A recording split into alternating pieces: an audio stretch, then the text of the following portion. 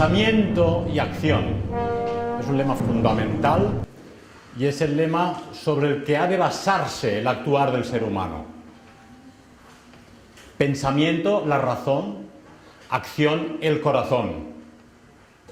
La razón y el corazón, es decir, la intuición, nos son útiles para adivinar, intuir cuál va a ser nuestro futuro próximo.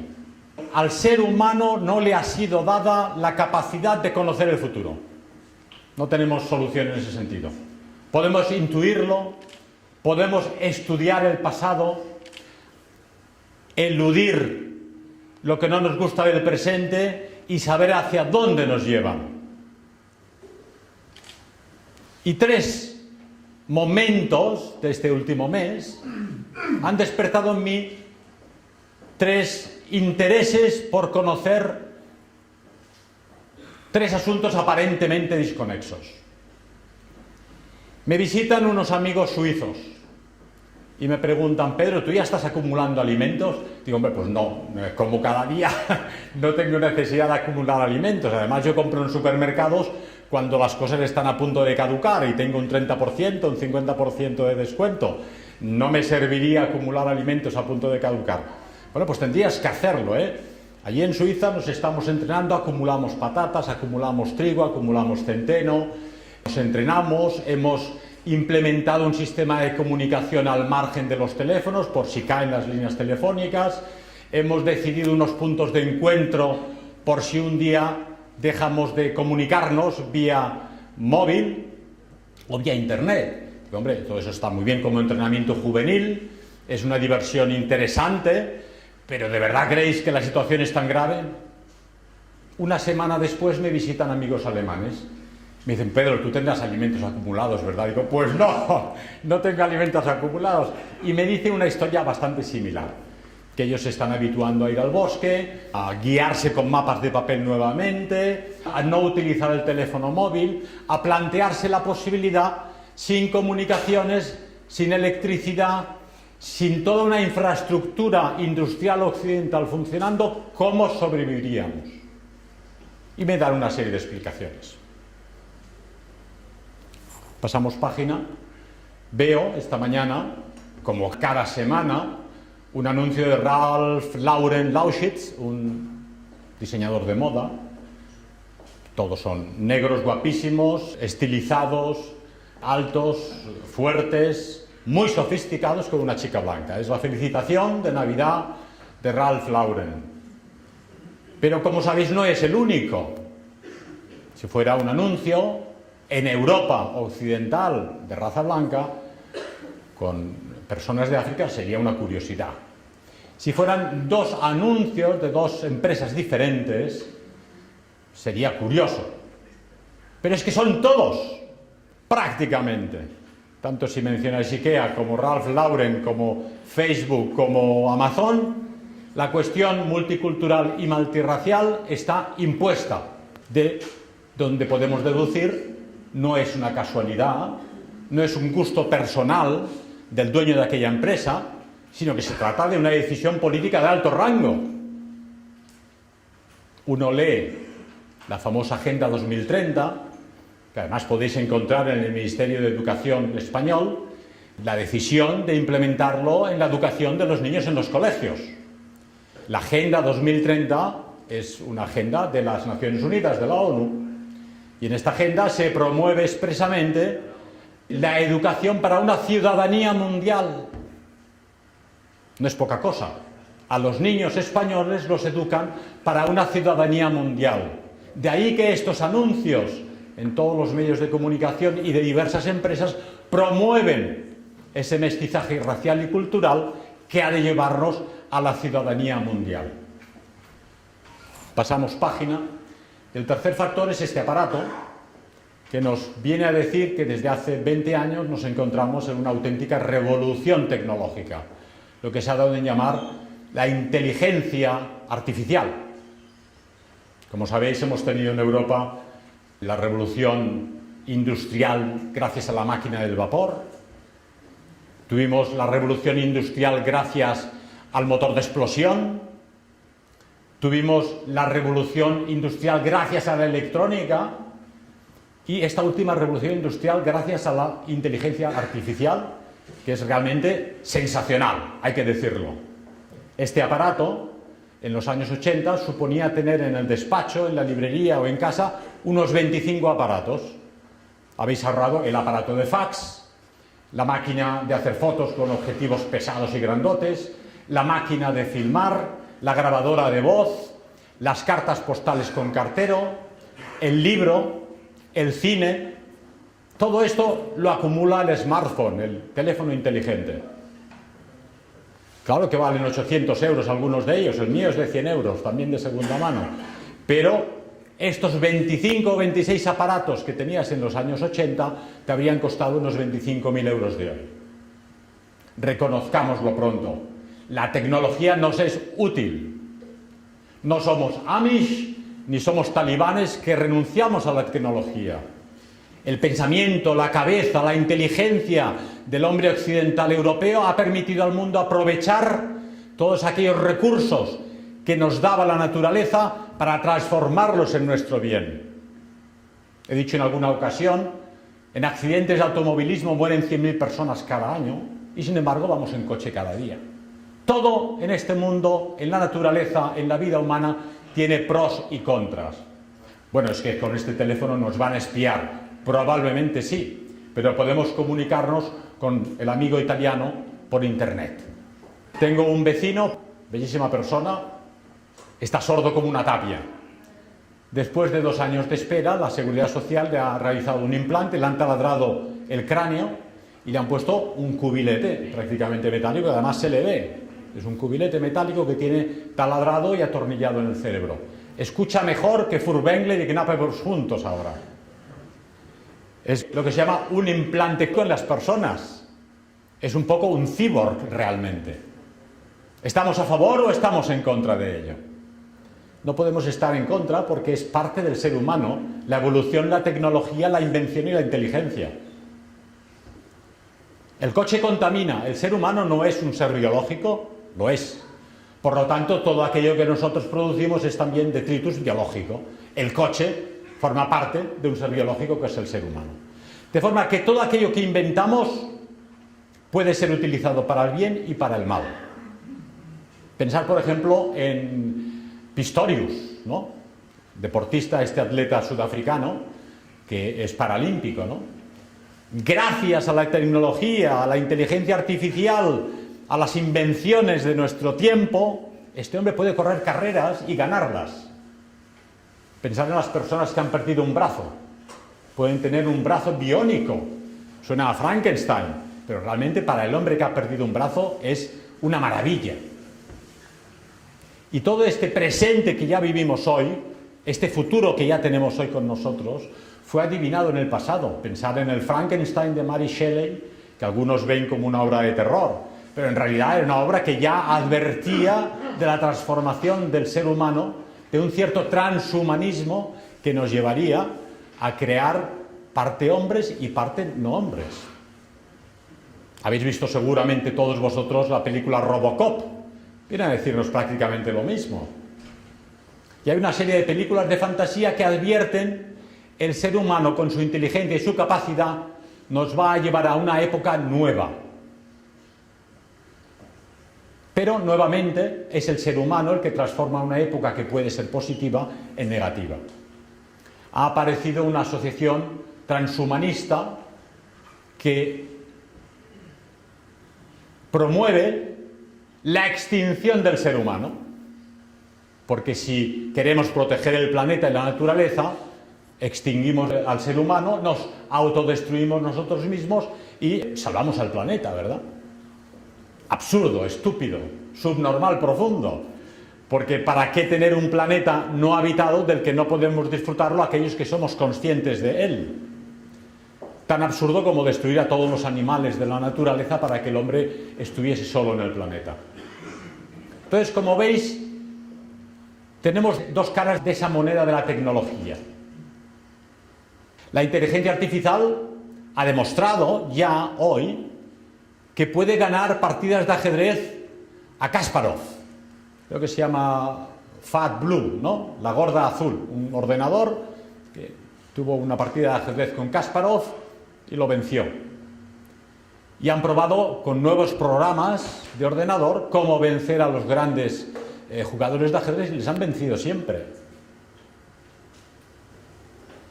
Pero hasta ahora nadie ha conseguido que las máquinas, la inteligencia artificial, los ordenadores sufran. Ningún ordenador tiene un botón que apretando diga ¡ay! Pero que le duela de verdad, que se alegre. Es decir, no dejan de ser máquinas. Hay personas que tienen una excesiva, para mi gusto, esperanza en ese paradigma de la inteligencia artificial que todo lo solucionará. Es cierto, la inteligencia artificial es más eficaz que el ser humano para cosas concretas. Lo desarrolla más rápidamente y con menos posibilidades de error. Pero la inteligencia artificial es incapaz de sondear el ambiente y la situación de cada momento. Por ejemplo, tenemos ya a la vista los automóviles autónomos, sin conductor. Fenomenal. No beben, no se drogan estos conductores, no causarán accidentes, pero no han sido implementados todavía porque este vehículo con inteligencia artificial es incapaz de solventar problemas nuevos que se le aparecen en el tráfico, que le aparecerían en una ciudad, ¿verdad? Una abuela que cruza y no lo hace en verde, que cruza y no es en un paso a cebra, se encontraría con una serie de problemas que la tecnología no ha conseguido todavía solventar. Hemos hablado de la Agenda 2030 y de estos anuncios televisivos. El plan es, claramente, porque lo han declarado, llevarnos, arrastrarnos a la ciudadanía mundial.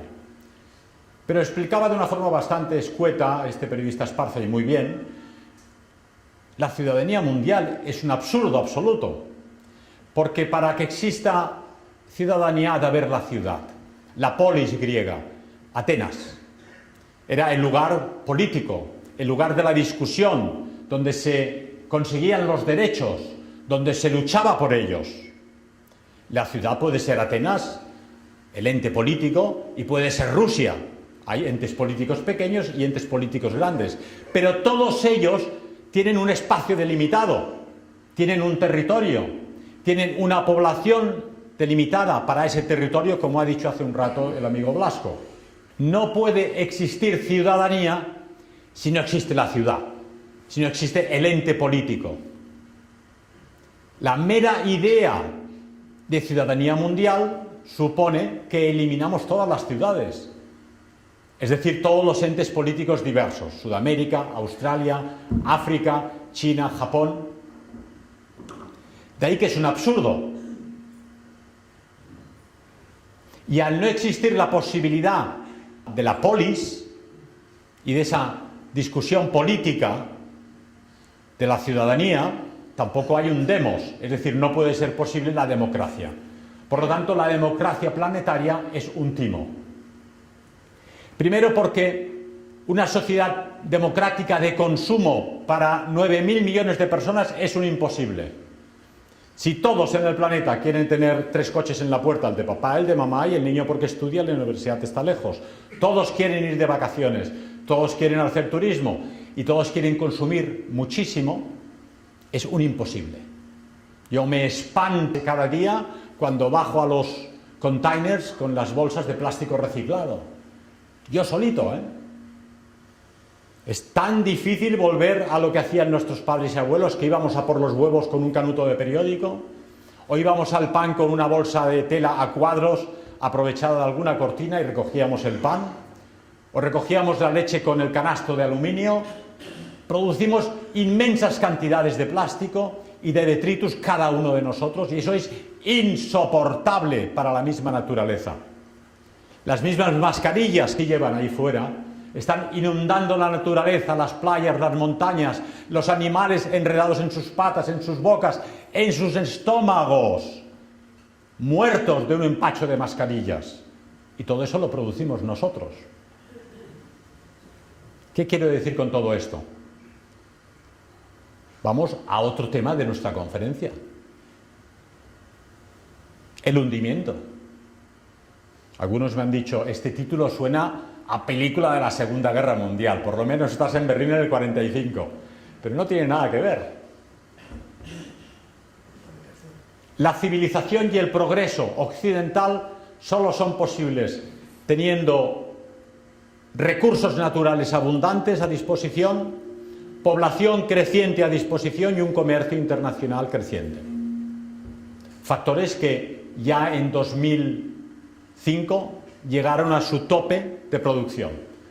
Todos han llegado a la cúspide de producción de petróleo, el petróleo ya baja en su producción, es cierto, están las arenas bituminosas de Canadá, está el fracking en Estados Unidos, hay pozos petrolíferos muy profundos pero que ya no son económicamente rentables. La producción fácil y económica de petróleo ha llegado a su tope. Los buques mercantes han reducido su velocidad, van a una velocidad que permite un consumo mínimo con el máximo de aprovechamiento de velocidad. Pero el comercio se resiente también con ello. ¿Qué quiere decir todo esto? Que el hundimiento del que me avisaban los amigos suizos y los amigos alemanes que me visitaban podría ser posible. No soy adivino y tampoco soy el aprendiz de brujo de fantasía de Walt Disney con la preciosa música de Paul Dukas. Quiere decir, la sociedad occidental se mantiene hoy en día gracias al mundo de las finanzas. Y es así. Falso, etéreo, vacuo. Son unos números en un ordenador. Y este mundo de las finanzas solo puede funcionar con el préstamo a interés constante. No puede dejar de dar préstamos. Y a su vez, solo puede funcionar si existe un crecimiento constante del comercio internacional. Comercio internacional constante y constantes préstamos a interés. Si las finanzas, la alta finanza internacional, los bancos, no pueden dar préstamos a interés constantemente, las finanzas colapsan. Y las finanzas colapsan en el momento en que la economía productiva real, aquellos que producen locomotoras, que producen patatas, que producen sillas, que producen coches, no lo pueden producir, porque hemos llegado al tope de la producción de recursos naturales. Decía Séneca que sería muy feliz si para nuestra debilidad humana y para la pequeñez de nuestras creaciones, las cosas que tardan tanto tiempo en conseguirse desaparecieran también con tanto tiempo. Pero las cosas no son así. Construir un edificio requiere mucho esfuerzo. Pensar en la Sagrada Familia en Barcelona, ¿no? Destruir un edificio, lo habéis visto en la película de hace un rato, con demolición controlada, es bastante rápido. Es decir, el sistema económico financiero internacional funciona cogido con pinzas. La crisis de 2008 ya nos demostró que el sistema financiero internacional hacía agua. ¿Cómo lo solventaron? Con los gobiernos, los estados. Vamos a pagar las deudas y los agujeros negros de los grandes bancos y solventamos el problema de las finanzas. Juncker, de la Comisión Europea, decía: si la cosa se pone en serio, lo que hay que hacer es mentir. Y en cualquier caso, hacer ver que imprimir euros, imprimir dólares.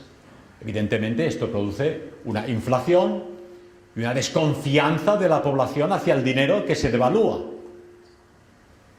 Me decía un amigo mexicano que me visitaba esta semana: he estado en Estados Unidos, hemos cerrado la planta que teníamos en Los Ángeles. ¿Por qué? La gente no quiere trabajar. Ponemos anuncios, estamos allí requiriendo trabajadores, no quieren trabajar. ¿Cómo puede ser en Estados Unidos que la gente no quiera trabajar? Biden les da subsidios por desempleo que son suficientes para vivir sin tener que levantarse a las 6 de la mañana. La gente prefiere vivir de subsidios. Dice: ¿y esto cómo es posible? ¿Y qué ocurrirá? Dice: va a haber una inflación tremenda, Pedro. O sea, que lo sepas. Están financiando el sistema con créditos ficticios de dinero impreso, que es dinero papel.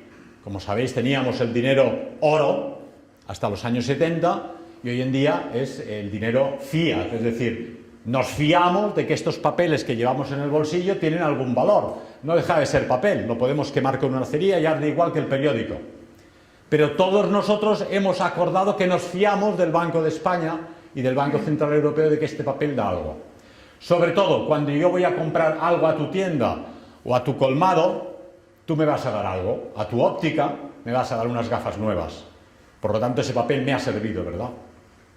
Pero puede resultar que no sea siempre así. Tenemos el caso de la crisis del 29 en Estados Unidos y la enorme crisis que han citado de la devaluación del marco alemán en los años 20 y 30, ¿no? Donde la gente cobraba el sueldo y se iban corriendo a comprar una barra de pan porque al día siguiente ya no les daban una barra de pan por 1 millón de marcos. Se perdió absolutamente la confianza en el dinero. Es decir, el hundimiento del sistema financiero es posible. Y con el hundimiento del sistema financiero, el hundimiento del sistema comercial. El comercio ya no es el trueque de la antigüedad. Yo te doy mi silla, tú me das tus patatas. Aquí paz y después gloria. No existía ni el comerciante, que no producía nada, pero que se quedaba parte del beneficio. No existía el financiero. Y el problema del financiero, el problema de la alta finanza internacional y el problema de por qué la finanza puede hundirse, tiene un nombre: el usurero. Tiene un nombre, es el usurero.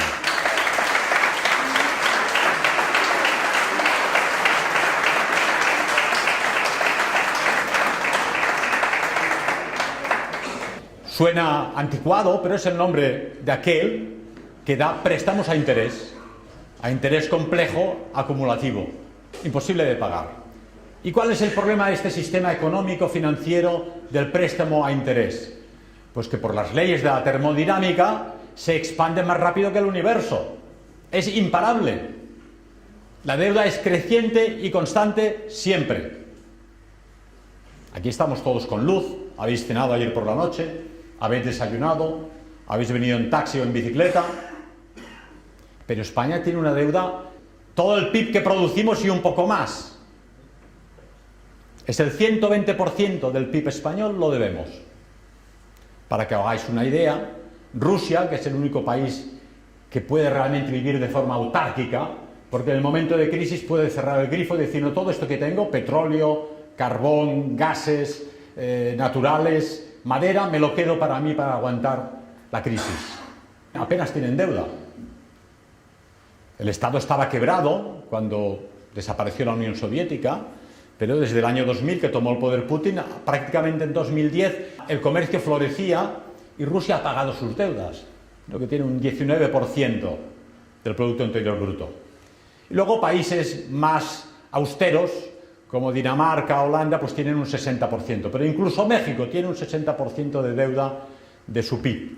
España un 120%. Estáis viviendo a crédito. Y tenemos deuda para nosotros y para nuestros hijos a largo plazo. Esa es la situación real. ¿Qué podría ocurrir si el usurero sigue apretando las tuercas, imprimiendo dinero falso y de repente se da cuenta que no puede seguir otorgando préstamos a interés, que es lo que hace funcionar el sistema financiero, porque el sistema comercial se está paralizando al faltar combustibles fósiles, por ejemplo? El hundimiento del sistema político. Los partidos políticos, el Estado intentará, sin lugar a dudas, financiar, como hace Biden en Estados Unidos, con subsidios para el desempleo, tapando los agujeros a los bancos, pero eso tiene un límite. Con las facturas que pagamos a Bankia y otros bancos en España en 2008, la situación no mejoró, no ha hecho sino empeorar. Como decía Juncker, mentir y hacer ver que seguimos adelante. Estamos en esas, seguimos hacia adelante, con una deuda creciente, prestando a interés, pero se agotan, primero, los recursos naturales y segundo y más importante, la población. Lo han dicho aquí también. no hay niños, no hay población. En España tenemos 28 millones de ciudadanos no productivos. 28 millones. Y hay 17 millones de personas trabajando para mantener a estos 28 millones. 9 millones de pensionistas que se lo han ganado porque han trabajado toda su vida. 5 millones de parados constantes y no más. 9 millones de funcionarios y políticos. Y 5 millones de menores de edad que tampoco producen. ¿Cómo puede funcionar una economía así? En Cataluña decimos son fabas juntadas, no ni no raya, donde no entra, no gotea. Es un imposible. ¿Qué ha hecho el Estado? ¿Qué ha hecho la política? ¿Qué han hecho los partidos para fomentar la natalidad? Nada, absolutamente nada. Sin población autóctona, sin nacimiento de niños y sin familias numerosas, no tenemos futuro.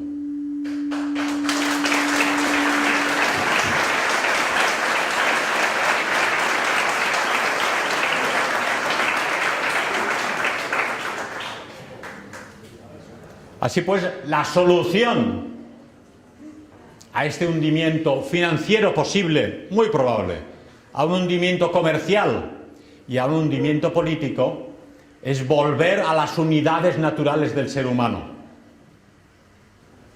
Vivimos en una sociedad industrial capitalista compleja. El capitalismo siempre quiso, en la historia, considerar el trabajo una mercancía. El trabajo es una mercancía, la compro y la vendo, no me interesan las personas. Y siempre luchó, lógicamente, contra los sindicatos, contra imponer, limitar el horario laboral, hacer la semana de 6 días, luego de 5 días, prohibir el trabajo a los niños pequeños. El capital siempre se interesa por sí mismo, por el capital. Pero en el antiguo régimen, en la sociedad tradicional, el que produce con sus manos crea riqueza real, no financiera, y puede intercambiar mediante el trueque su riqueza real con otra persona. No en vano en todos los pueblos y culturas del planeta existe, además del trueque, el tributo. El tributo al poderoso, al que manda o al que me puede evitar la guerra. Pensar, por ejemplo, que en Rusia en 1243 los mongoles invadían constantemente Rusia desde las lejanas estepas asiáticas, decidieron pagarles tributo. 643 años estuvieron los mongoles sin dar la tabarra a Rusia. Pagaron tributo a los mongoles porque salía más barato que hacer la guerra. Tributo, trueque y los regalos. En todas las culturas y tradiciones del planeta existen los regalos. La ventaja del regalo es que no tienes que devolverlo, que no crea una dependencia, no crea un interés, no crea un contrato.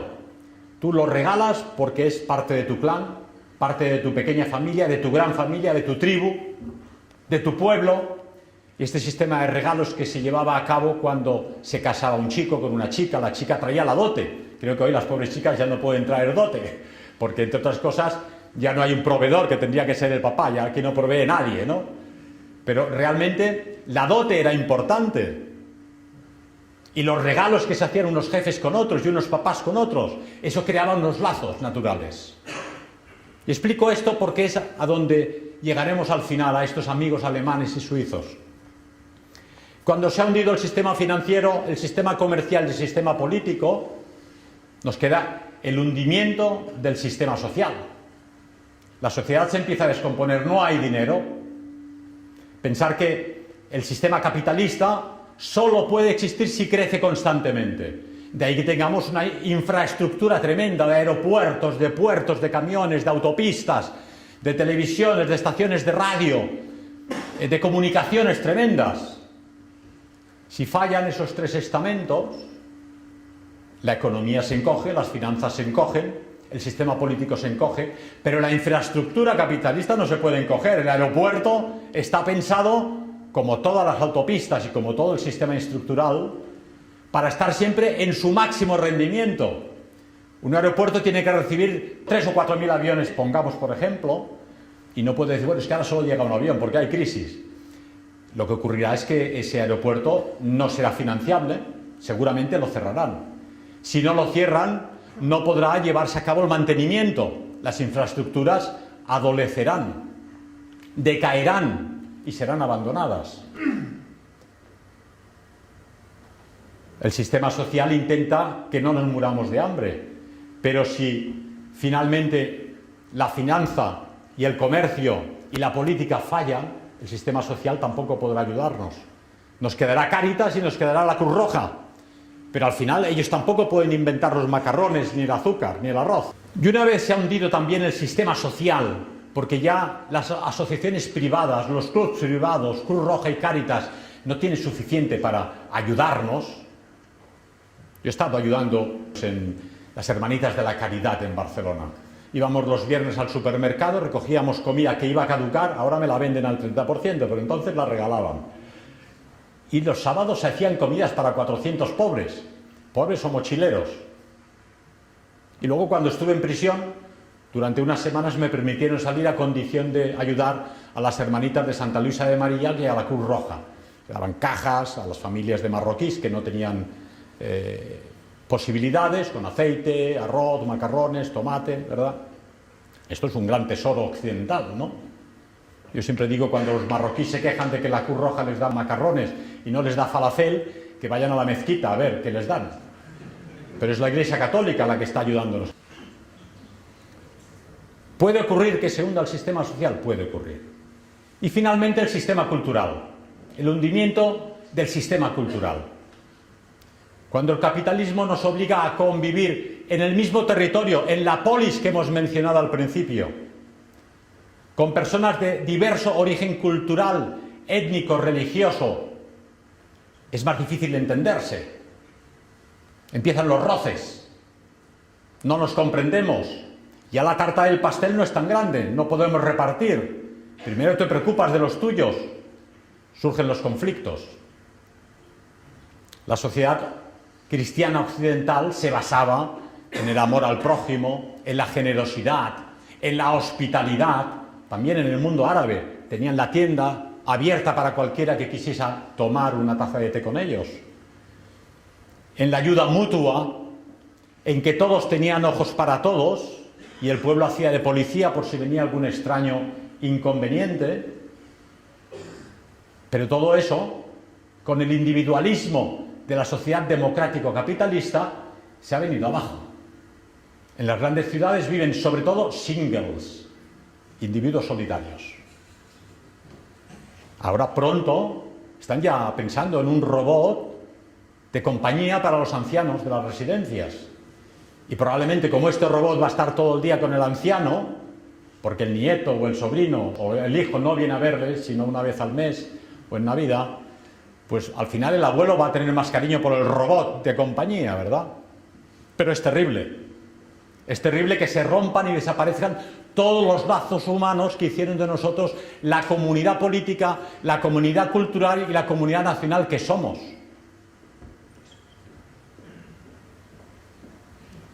¿Cómo solventar esta situación si llegase a tener lugar?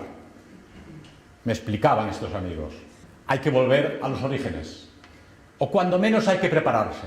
¿Cuál es el problema? Una comunidad de amigos, de conocidos, de familiares y de camaradas que se prepare para el día después del hundimiento tiene muchas más probabilidades de sobrevivir que aquellos que siguen fiándose del dinero que tienen en el banco, que puede desaparecer de la noche a la mañana, de una inversión en un seguro de vejez que también puede desaparecer de la noche a la mañana, o en que el Estado te va a pagar tu pensión. ¿Cuál es el problema de este grupo, de esta comunidad que se prepara para el día después? Que es ilegal. El sistema no quiere una sociedad paralela, no quiere un Estado paralelo dentro del Estado. De forma que es incómodo. Y como es incómodo, no se te apunta a nadie. Y pese a todo, como prueba deportiva, como idea, como entretenimiento, como hobby, que está de moda decir hoy, yo os animaría a que lo probéis. Estar una semana sin teléfono y quitar el diferencial de la luz en casa. Y ver cómo os comunicáis con los amigos y con la familia. Iréis a la gasolinera y no habrá gasolina. No hay luz, no hay gasolina. ¿Cómo no puedes ir en coche a ninguna parte? Tener la bicicleta desoxidada y con las ruedas infladas. Muy importante, diversificar. No tengáis todos los huevos en el mismo nido. Sería un error. Si en 10 años habéis conseguido ahorrar 10.000 euros, 1.000 euros al año, pues sería una pena que de la noche al día dijeran, oye, pues queda confiscado porque tenemos unas deudas tremendas nacionales y hay que mermar las deudas. Os quedáis a dos velas. En una situación semejante va a ser más valioso tener instrumentos de producción que adquieran valor con el tiempo y no desaparezcan. El dinero no sirve de nada cuando la gente no confía en él. Si tenéis una pala, un rastrillo, un pico, una azada, podéis plantar patatas. Ah, pero es que yo no tengo ni idea de agricultura. Bueno, pues haz un cursillo de agricultura. Es bueno para la salud, es bueno para el espíritu, estaréis al sol y comeréis tomates no contaminados y sin nitratos de ningún tipo, hechos por vosotros. Os va a salir más caro probablemente que el de Mercadona o el de Carrefour, pero será un tomate hecho por vosotros. Y sobre todo, habréis aprendido el oficio del campo. Muy importante en estas fiestas de Navidad, recuperar el contacto con la familia. Lo sé, hay personas que no ven a la familia sino el día de un entierro. Es así, no miro a nadie. En el entierro y con suerte en el de la boda de alguien. Pero si no, la gente no se visita, no se llama por teléfono, no se preocupa por los demás. ¿Cómo estás? ¿Cómo va ese pie que te torciste el otro día? Y aquel cáncer que superaste, ¿ya ha pasado para siempre? Volver a la familia, que es vuestra fuerza. Y si tenéis niños y nietos, convencerles de que es necesario la familia. Y la familia no es papá y mamá mirándose al espejo, con 30, con 40, con 50, con 60 años, y luego llenos de arrugas, aburrirse de sí mismos, sino tener niños, y los niños son el futuro.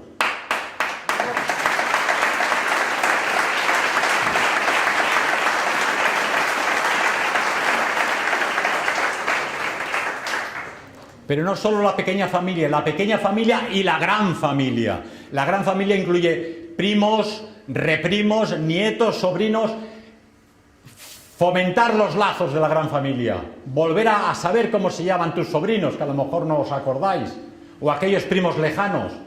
Y si tenéis parientes en Filipinas, en Cuba o en Argentina, retomar el contacto con la gran familia. Y luego, lógicamente, con el clan. El clan son aquellos que viven en vuestra comarca, si vivís en un pueblo de Madrid, con la gente que tiene cerca, tus vecinos para empezar. Ayudarles, ellos os ayudarán a vosotros, crear esos lazos humanos que es la economía real. Me diréis, bueno, esto es catastrofismo. Esto es lo que yo pensé cuando estos amigos suizos y alemanes me vinieron a explicar que ellos estaban entrenándose para un futuro aciago. Y yo pensé, están como un cencerro.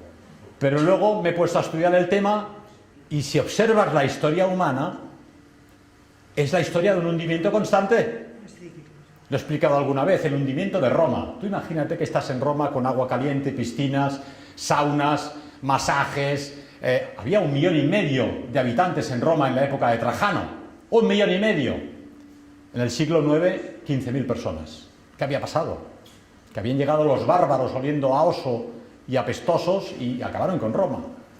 ¿Qué ocurrió en Roma? El Estado ya no existía, hundimiento político, las finanzas se habían hundido, hundimiento financiero, y el comercio era imposible, hundimiento comercial. El Senado financiaba a la población de Roma para que estuviese feliz, le daba circo y pan, ya no podía hacerlo. ¿Qué hicieron los romanos? Se fueron al campo. ¿Fue eso malo? No, en absoluto. Surgió una Edad Media fantástica con pueblos preciosos por toda Italia, por toda Europa, con una gran capacidad creativa de catedrales góticas, iglesias románicas y visigóticas aquí en España. Surgió tras el hundimiento del Imperio Romano. No ha sido el único hundimiento. Hay hundimientos constantes. Pensad en la Segunda Guerra Mundial. Vivís en una ciudad alemana, en Hamburgo, en Berlín, en Dresden. 50.000, 60.000, 100.000, 200.000 víctimas. No queda piedra sobre piedra. Eso sí que es el Zusammenbruch, el hundimiento de la película. ¿Se desesperaron? ¿Se fueron corriendo? No. Los hombres estuvieron 11 años en el campo de concentración en la Unión Soviética. Y las Trümmerfrauen, las mujeres, dijeron, pues, ladrillo a ladrillo. Cogieran los ladrillos, los lavaban, los cepillaban y los amontonaban para volver a construir las casas. Y en 1949 se funda la República Federal y en 1950 ya existía el milagro económico alemán. Era una economía basada en las finanzas, en el dinero fiduciario, no. Era una economía basada en la capacidad de trabajo del pueblo alemán, en la educación que el nacionalsocialismo había impreso en sus corazones, la calidad de nuestros productos, vuestra capacidad de trabajo.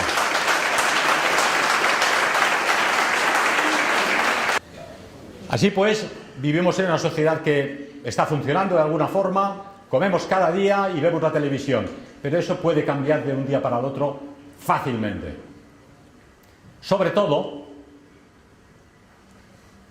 porque esa élite globalista que plantea la Agenda 2030, la gente de la ONU, la gente de la alta finanza, que quiere llevarnos a una ciudadanía global, no puede acabar en una democracia. Es imposible por lo que hemos explicado al principio. Si no hay diversas polis, diversas ciudades con las que intercambiar, con las que combatir si es necesario, con las que cultivar contacto, no existe la demos, no hay democracia. ¿Cómo se va a gobernar una ciudadanía mundial? Es evidente, una dictadura de los tecnocráticos planetarios, no hay otra. Una tecnocracia que utilizará la inteligencia artificial no para nuestro bien, sino para su provecho. Este teléfono sabe exactamente dónde estoy, dónde me muevo. Spotify sabe que me gusta Mozart, pues me ofrece Mozart. Esto yo no le he dicho nada, pero Spotify lo sabe y me ofrece aquello que yo quiero. Y si un día cogí un avión para ir a Madrid, me va a decir, hay una compañía aérea que vende aviones baratos en Madrid. Lo sabe todo. Puede utilizarse a mi favor o en mi contra.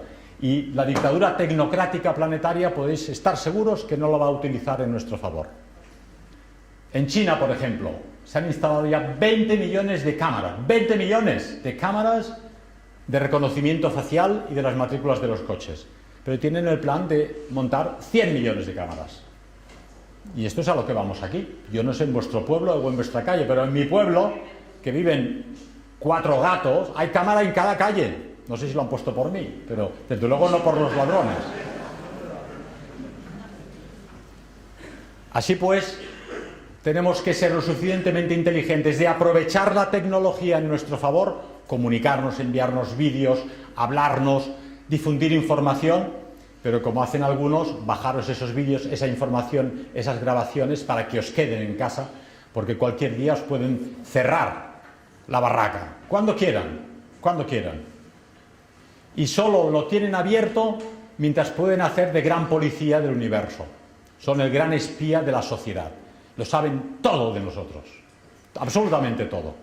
No hay dictadura del pasado histórico que hubiese soñado con un sistema de control social como este. Han hablado también del gran apagón, estos amigos. Me encuentro que el ejército austriaco está entrenando a las tropas para un gran apagón. Yo pienso, como piensan muchos, que se trata de fomentar el miedo, ¿no? El miedo a la gripe aviar, el miedo a la gripe porcina, el miedo al calentamiento global, el miedo al HARP o el miedo al COVID-19. Ahora, el miedo a la gran apagón. Pero, ¿y si fuera cierto? Los técnicos opinan que al desconectar las centrales nucleares en España y ser dependientes de las centrales eólicas, de los grandes molinos de viento o de cascadas de agua, ya no hay un par de centrales eléctricas que controlen todo el sistema, sino muchas pequeñas centrales. Un día puede no haber viento. ¿Qué hacemos entonces? Y en España, afortunadamente, casi siempre hay sol, pero algún día no hay sol. Y la electricidad no la puedes guardar en una lata, no te la puedes llevar a casa en una bolsa.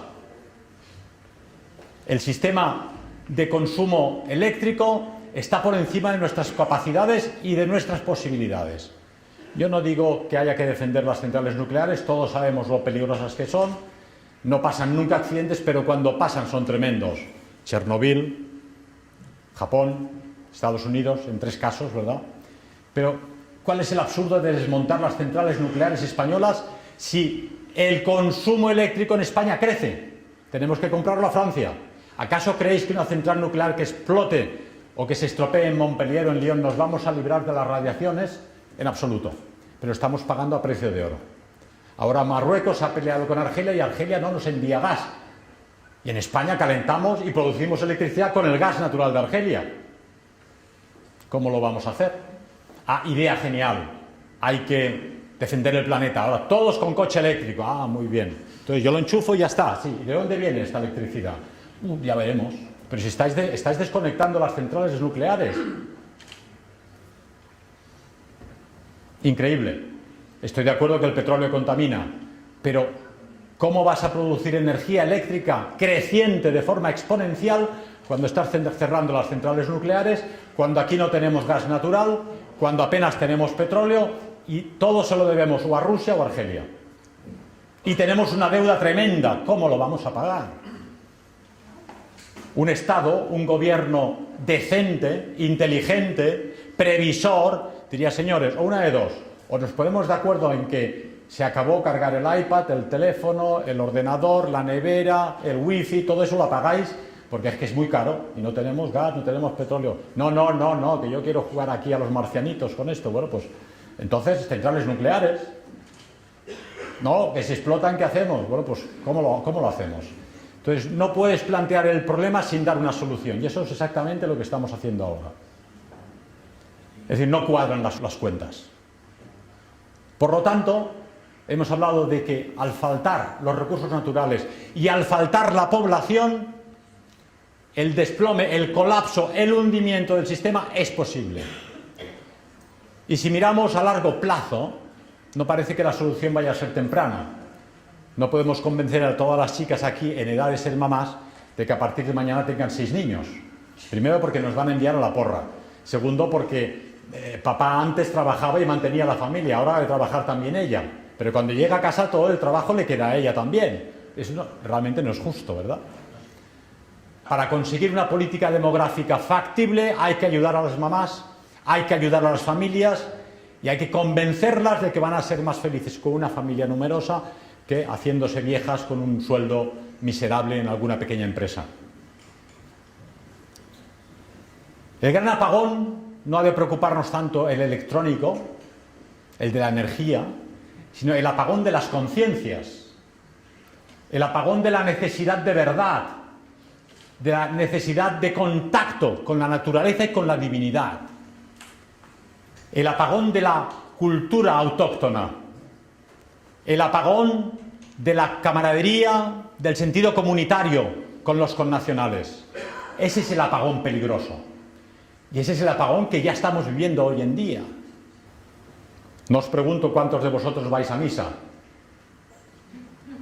pero en uno de los mensajes de Medjugorje, una de las apariciones de la Virgen, que como sabéis en Lourdes, La Salet, Fátima y Medjugorje ha repetido siempre el mismo mensaje.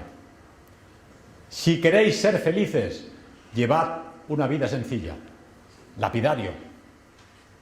Es un programa político y económico. Si queréis ser felices, llevad una vida sencilla.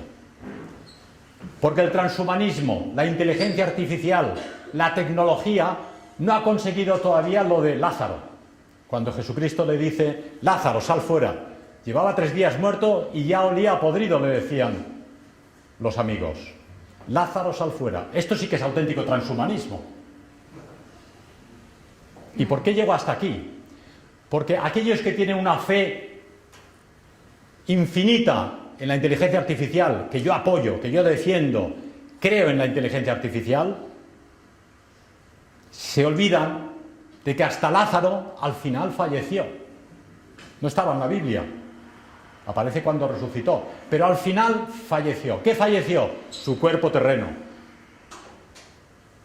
La gran inteligencia, el gran transhumanismo, es ser conscientes de que la vida sigue después de la muerte corporal en este mundo. Y si la vida sigue después de la muerte corporal en este mundo, no hay que preocuparse de que al final nuestros días tengan un fin. Lo explicaba Israel Shamir en una conferencia. Ahora a este le han puesto un brazo, ahora le han cambiado el corazón. Sexta operación del corazón abierto. Ahora le han puesto un ojo electrónico, ahora le han puesto un cilindro para escuchar. Bueno, pues si al final te vas a morir igual. Se murió Lázaro, tú te mueres también. Aparecían las noticias. La última filipina con pasaporte español, una señora de 126 años. Nació cuando Filipinas todavía era España. Se llamaba además, era Tagala, pero con nombre español. Y un japonés también, 124 años. Parece ser el límite del cerebro humano. Ahora grandes fanáticos de la tecnología Forever Young, jóvenes para siempre, consideran la vejez una enfermedad que es curable además. Yo no tengo nada en contra en que nos mantengan sanos cuando seamos viejecitos, pero no es tan importante tener una vida larga, sino tener una vida buena. A ser posible, acompañado de los tuyos, con calor humano, y no abandonado junto a un robot de compañía, ¿verdad? Así que el mensaje de esta tarde ha de ser, no el de Guillaume Fay, francés de la nueva derecha, que escribió el arqueofuturismo, un poco tremendista, ¿no? Decía, es un futuro de guerra y fuego, donde la población acabará en el mundo agrícola y una pequeña minoría dominando la inteligencia artificial. Hay valores positivos en ese pensamiento, volver a la tierra, volver al terruño, volver a los orígenes. Pero no hay que ser tan tremendista. El valor nuestro es volver a la nación, volver a la comunidad de destino, volver al clan, volver a la familia, volver al terruño, porque al final el hundimiento, el verdadero hundimiento va a ser el de este sistema. Este es el sistema que sabemos que se hundirá. Se hundirán sus políticos y sus partidos políticos que desaparecerán en las cloacas de la historia. Desaparecerán las ideologías, pero la vida se perpetuará y el amor y la vida se mantendrán en la tierra. Y ese amor y esa vida hemos de asegurarla para las futuras generaciones, también nosotros. Es nuestro deber. Sea por tanto el mensaje de hoy: la renovación llegará, el despertar de los pueblos llegará y los pueblos volverán a tener sus líderes naturales, líderes que amarán a su pueblo y serán amados por su pueblo, poetas, artistas y héroes, decía José Antonio Primo de Rivera. Así será.